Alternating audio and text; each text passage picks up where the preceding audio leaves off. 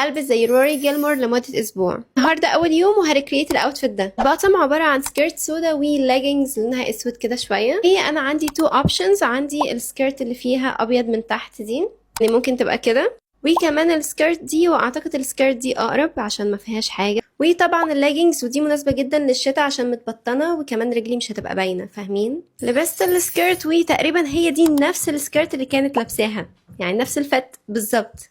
تاني حاجة هي التيرتل ناك الحمرا دي، وتقريبا انا عندي نفسه اكسبت بس ان هو مفتوح من عند الكتف بس.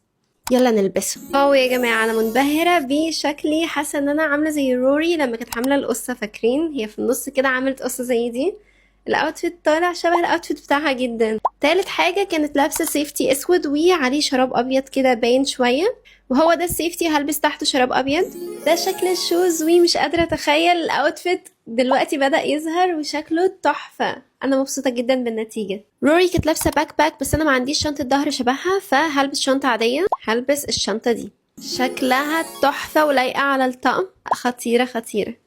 اخر حاجة كانت شايلة جاكيت جلد على ايديها، فهمسك الجاكيت ده وهعمله كده، وبكده اكون خلصت الاوتفيت. ايه رأيكم؟ انا حاسه تحفه يا جماعه، حاسه ان انا دلوقتي المفروض رايحه كليه مثلا في امريكا، جامعه ييل. يلا فين هارفارد؟ افتحوا لي باب هارفارد يلا، ويل بسرعه.